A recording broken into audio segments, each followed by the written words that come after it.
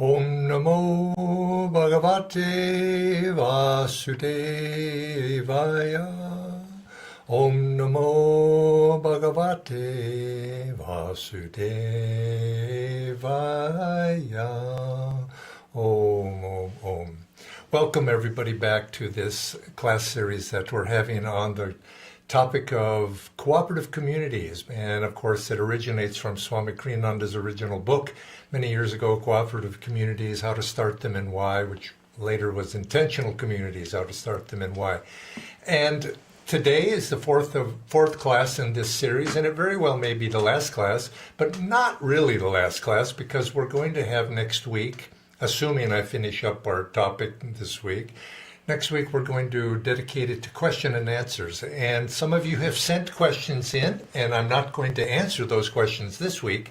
I'm saving all of the questions for next week, and I encourage you, if you have any interest in this topic, to what questions might you have that might be universal, either specific to you or perhaps general. Send those questions in. Put them in the chat box, or you can email me, jaya@anandaindia.org, and I'll try to address them next week. Now, this week, I want to begin.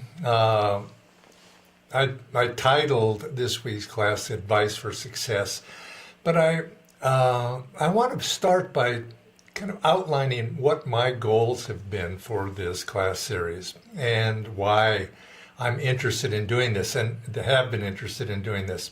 And you could say they're specific and they're also in general. And generally, I wanted to share the message of Paramhansa Yogananda about communities. He said that in the future, this will be a social model for the future, and it'll be a solution also, perhaps, if difficult times come. But that's, you might say, a practical reason. But for me personally, I've found that the benefit is spiritual more than, practicality.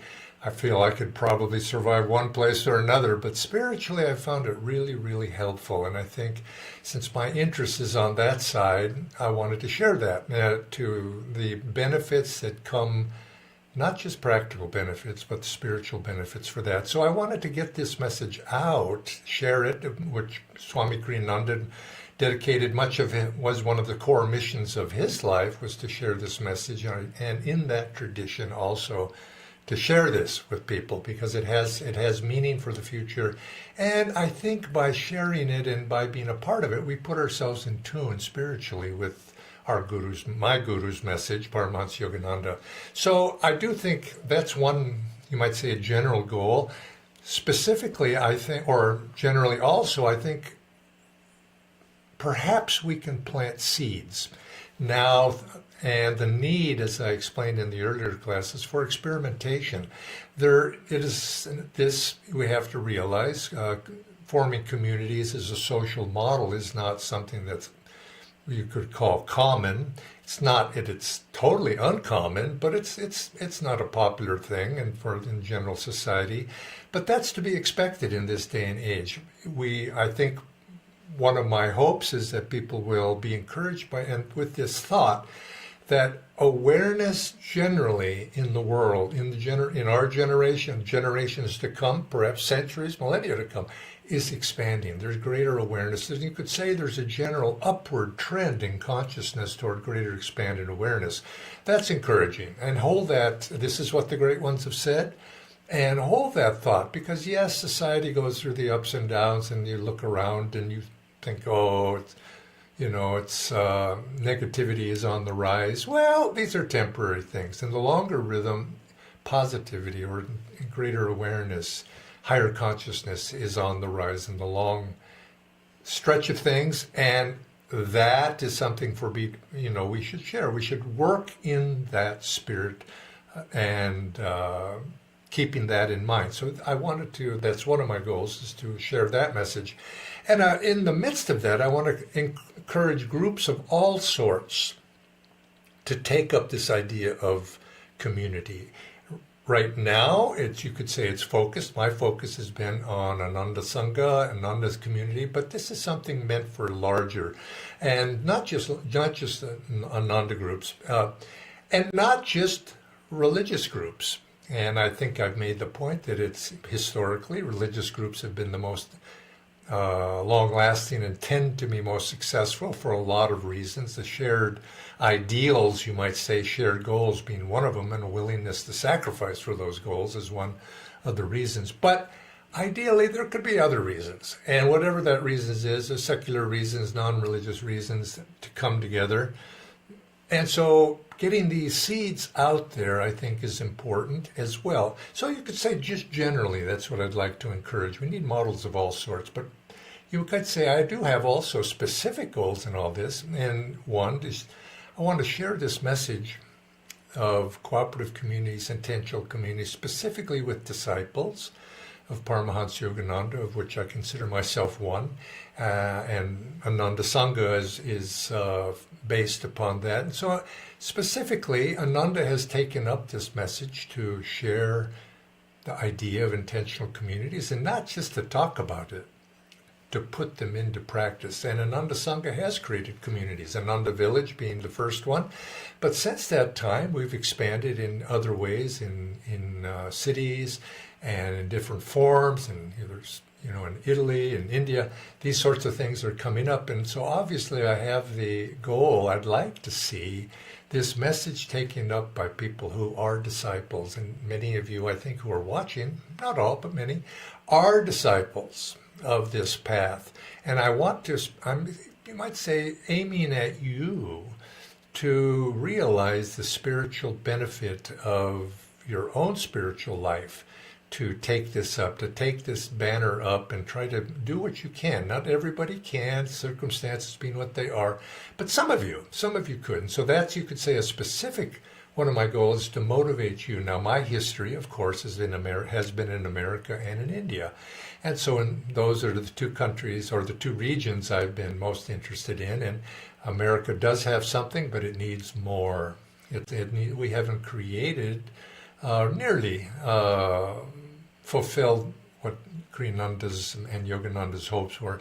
Much more work needs to be done here, and we have to find ways to do that, whether it's within the Ananda organization or perhaps some people affiliated with other disciples, but under the banner of Paramhansa Yogananda's message. And of course, in India, we very much need that. We need that. We haven't been able to get off the ground with that idea. We have centers, but we don't have this expression as a community. And I do think that this is in the works, and I'm planting that seed for those of you who are living in India, or perhaps even some foreigners who like to go to India, and to be able, we can do this together there. But also, I don't want to limit it to those two regions. It could happen South America, Asia, other places as well. Why not? Europe, obviously, would be a good place to plant these seeds and get something started. So that's, you could say, that's my more specific idea. And it doesn't, and people come, we invite people to come to Ananda Village, to the Ananda communities in America, and they see that, and sometimes there can be inspiration that comes from that, but sometimes it can be a little bit daunting. Oh my God, how can you possibly do something like this? And they just say, oh, I can't do that. But yes, we can. Why can't people, let's say in India, why can't people get together and buy an apartment or a flat, a building, and share it, go in, create it in the city where it's going to work? People could come together and find other models. You see, it's good to have a nice example as an Ananda Village, what can happen, but we also have to realize that there are other models as well. And so you could say, this is my, you might say, my motivation of what I'm trying to do with these series of classes. And in this last fourth class, I'd like to give a little more general advice. One, that there are many models, and it's the principles here that we're speaking about, and trying to find ways to put the principles that underlie a community, teamwork, cooperation, working together, harmony. It's these principles that you might say are the important element. A community in and of itself that doesn't have those things probably is not going to survive, but it's the expression of those. So if you have these ideals, it's so much better if we can find ways to practically put ideals into practice. And I think this was when Yogananda came to the America, he planted seeds of in every avenue he could think of, in education, in business, in family life, and how to put the teachings of self-realization into practical practice. He actually even said that in the future, self-realization will be the religion of the future. Now, he didn't mean self-realization in terms of an organization or even his organization or his teachings, the larger principle that we can find divinity. We must define that divinity. God is within the inner kingdom, within each one of us. And that is, you could say, the religion of the future. But we can't leave it as a philosophy. We have to put it into practical applications. So in whatever way we can do that, and we can express it, and if we can express these principles of community, which were so very important to Yogananda, and especially to Swami Kriyananda, how much better that would be. And remember, it's just like, even in the Gita, it says, even a little practice of this Dharma, even a little practice of this inward religion will free one from dire fears and colossal sufferings. And we use that when we do our Kriya initiations and spread that teaching, but it applies in everything we do. Even a little practice in the direction that we are wanting to go will free one from dire fears and colossal sufferings. And that applies to all the spiritual teachings. Now, I read a statistic not too long ago, just coming back to that thought about, getting together in the urban settings. Ananda started in the countryside, in Ananda village, out in the country, but as I mentioned in previous class, difficulty in jobs, not everybody can live in the country. It's hard to, find avenues to support oneself, and all of these reasons, schools, so on, led us to also starting branch communities, which are now independent communities of their own within the cities. And the statistic I read was that a couple hundred years ago, let's say 19th century, 150 years ago, 80% of the world's population lived in farms, self-sufficient. Much of them were self-sufficient farming. And now, 150 years later, 80% now live in urban environments. And so consequently, now some idealists think, we're going to return to nature. And I don't really, maybe in a long time, maybe in Satya Yuga, I don't think that's going to happen in this Yuga, this thousands of years to come. I think this densification, I don't know if it's going to be thousands of years, but certainly in the centuries that are coming, I don't think densification will stop. Now, perhaps it won't be in big cities, but small towns are growing right now, very popular, to go into those medium-sized places. Certainly not self-sufficient agriculture out in the countryside. And so I think it's a nice ideal. And when people think about starting communities, say, let's go and be self-sufficient on the country, I think it's practical to grow your own vegetables to much as degree, but really that's not going to be the model for most people. So why not get together in the city? Now, what Ananda communities have done in America, the urban communities, which are most of our communities, they have an urban community where people can live together, worship together, have community life in an urban setting. They've densified, having buildings or property that is apartment complexes. But then they bought property out in the country, so people can gather together, and then you can buy 5-10 acres out in the country where you can grow food, where you can have retreats, where there could be recreation. People could go there to get away and perhaps enjoy both and rather than either or. And so I throw that out there as something to think about. Get together in the city, and then maybe get something out in the country where people can go on the weekends to have programs there. And this is a I think, very practical form. What we need, though, is experiments, models, and of all sorts, and even not just Ananda.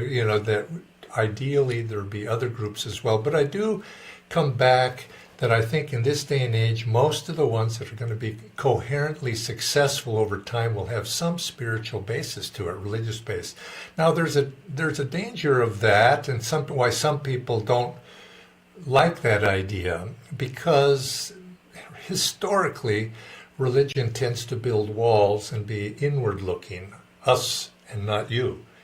And religion must be, and I don't think this is the future, religion, when we realize it's Master's message that God is within, we begin then to see that these outer forms are not the essence. So we are trying to, in Ananda, our ideal here, is to be embracive. Yes, we have our core beliefs, but we embrace others as well. And this is the spirit that must be in the community, especially if we're going to be a religious-based community. You have to be open. I know in the early days of Ananda's existence, there was a very high communitarian ideal in America in the latter half of the 20th century. And there would be conferences, community conferences of people who were trying to start conferences. And Ananda wasn't very often invited to those even. People just sort of dismissed Ananda because we were religiously based, you see. And so, but the fact was, and as time went on, people began to see we actually were successful. We were practical.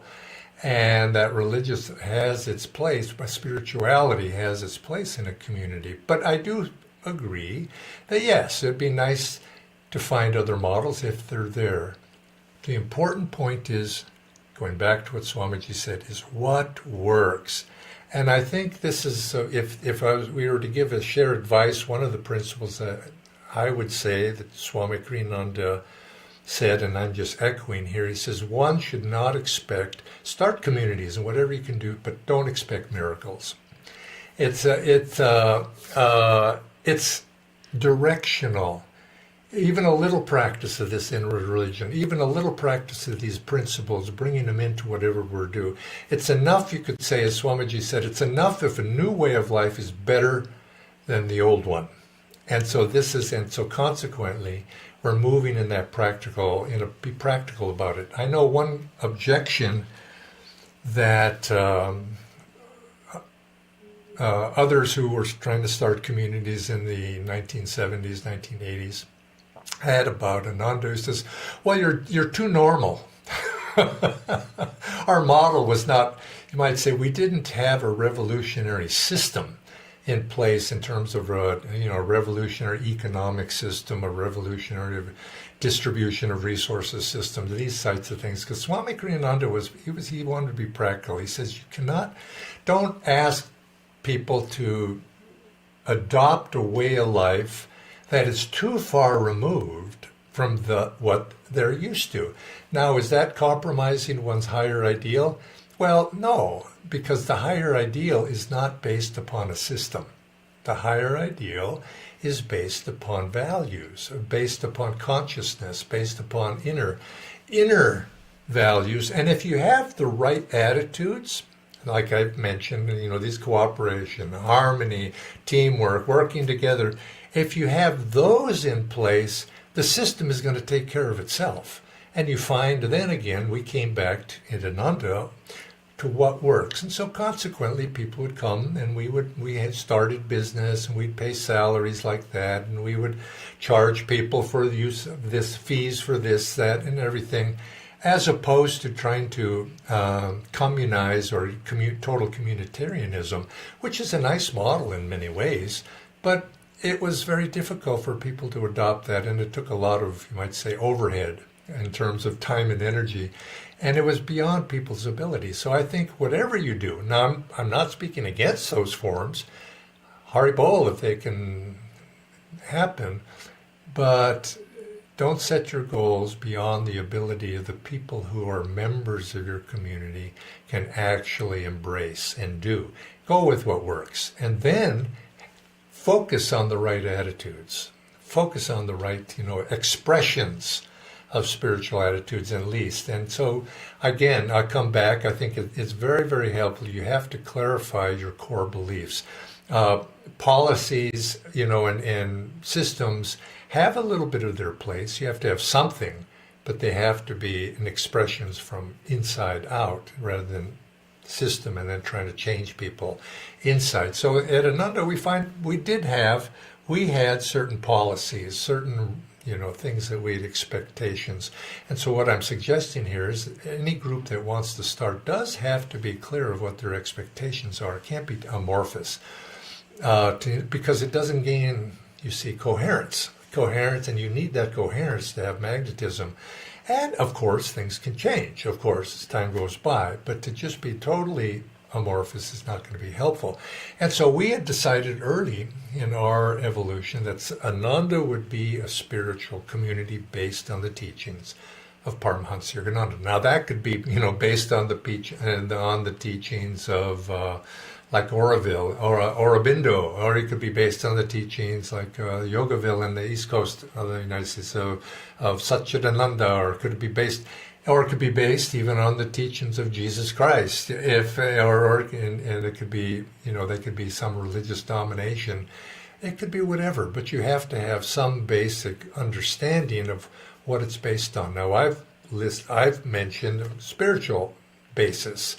Could be others if you can make it work. It could be others that and I think it's possible, but it'd be for you to find out, see if that works.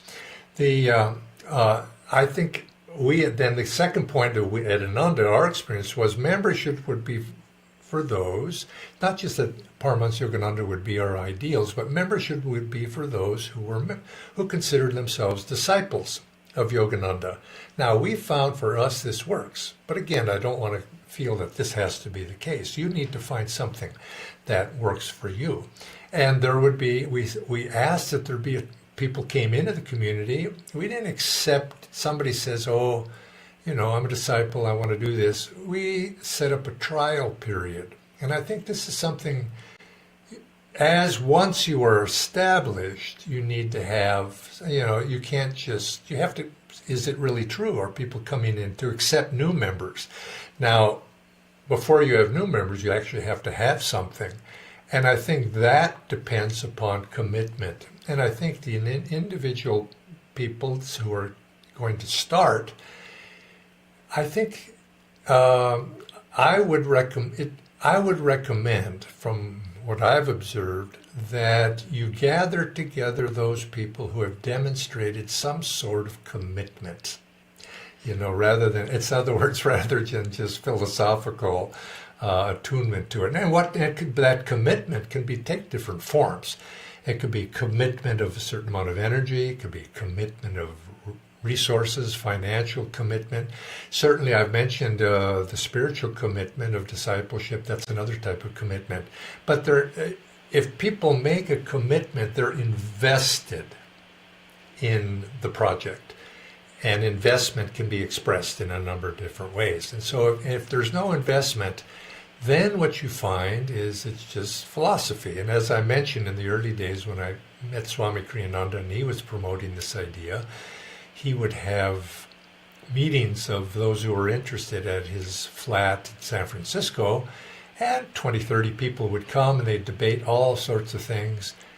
And I think of those 20, 30 people that I met there, maybe two or three at most actually ended up out developing the commitment. So what did their opinions matter at first? I mean, it was good to get the discussion going, but it's really those people who make the commitment are the ones that you listen to. And that goes to a principle that has been very important in Ananda over the years in terms of operation and guidance and decision making. We have given authority to those people, authority to make decisions, to set the course, you might say, to those people who have taken and have been willing and demonstrate responsibility. In other words, somebody comes in the door and says, you should do it this way, you should do it that way, but they're not invested in the situation and they haven't assumed any responsibility.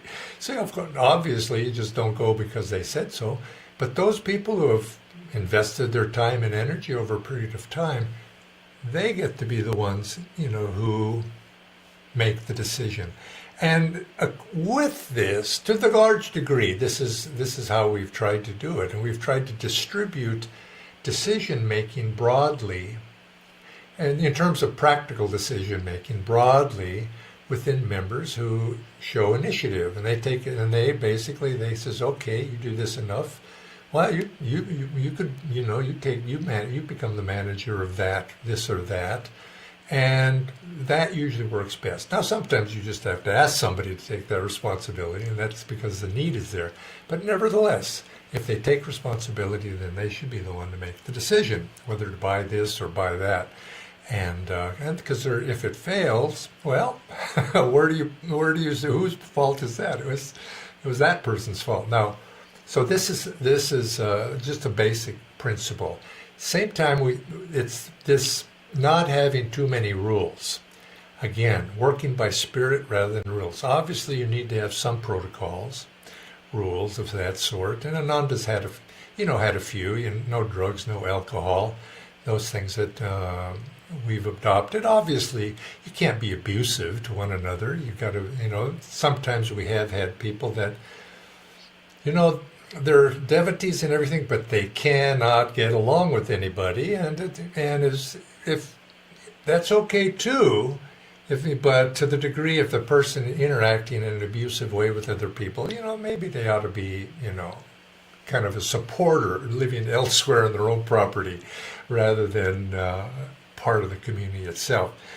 So there has to be some sort of protocols, and this is, of course, for each group to make that on their own. What works for them to go forward?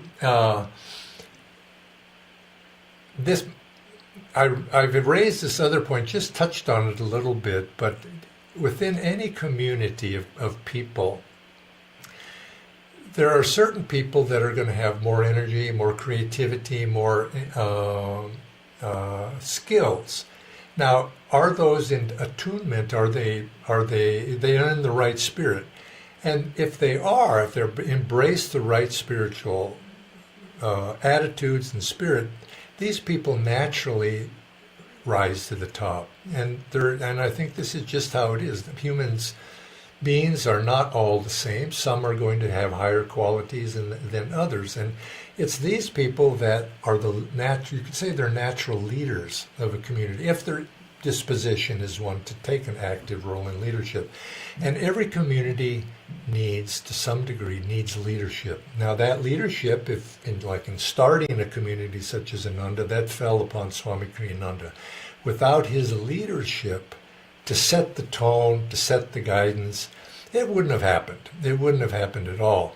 So I think most communities takes somebody, an individual, to get the ball rolling, to take responsibility, to push it forward. It does not have to be one person.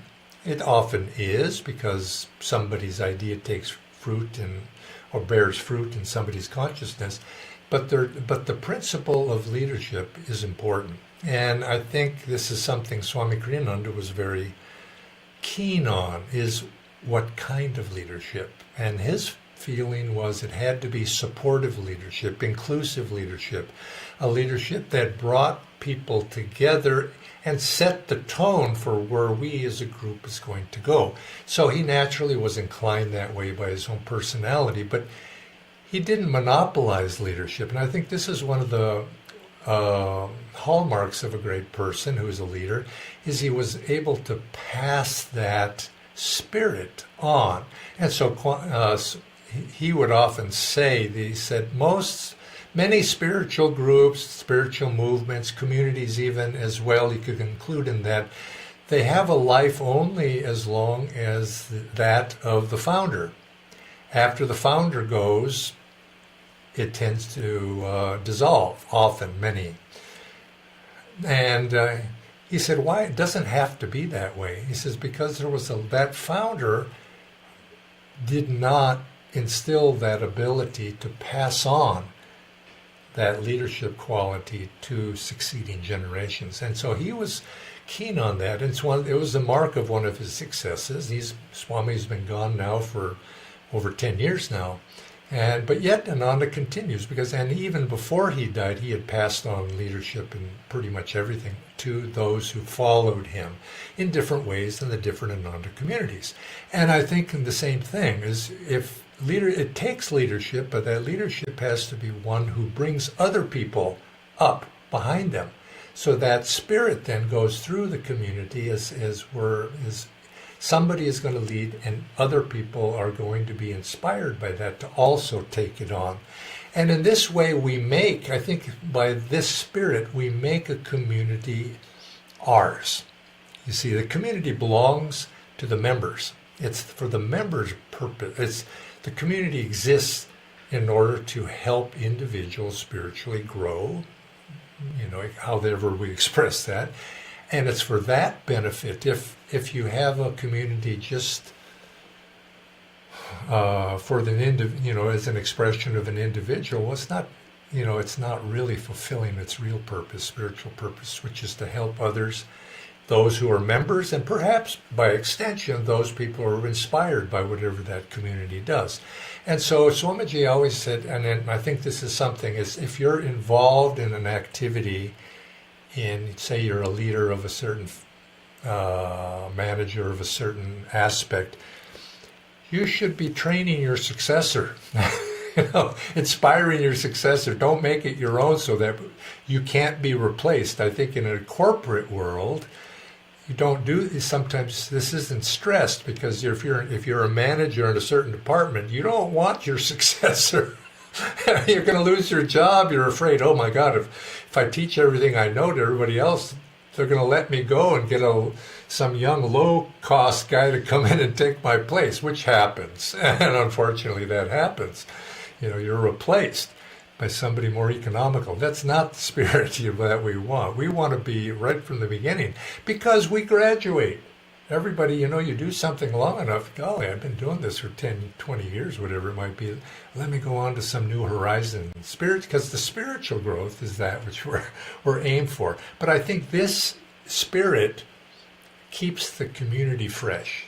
It keeps the community fresh in that way. People are coming up at all times and expressing in their own potential. Again, I mentioned this point. Don't ask people to embrace a way of life too radically different from your own. And a few other points. I think things. Sometimes there was a fellow, probably 50, 60 years ago. He was a very creative man. His name escapes me at the moment, but he had these ideals. He was an architect. He had ideals for the perfect community. And the community and design would help. Through design, you would be able to physically help create a community by that way. And actually, there is truth to that. Design can be, if you're laying out a project, it can hinder community or it can help community. Design can bring people together or it can isolate people. We've learned that. And there's certain things, some of the most important buildings, I have always thought at Ananda Village, yes, you'd say, oh, it's the temple, brings people. Well, that's true. It's an important to have a temple. But for many, many years, we just had makeshift temples.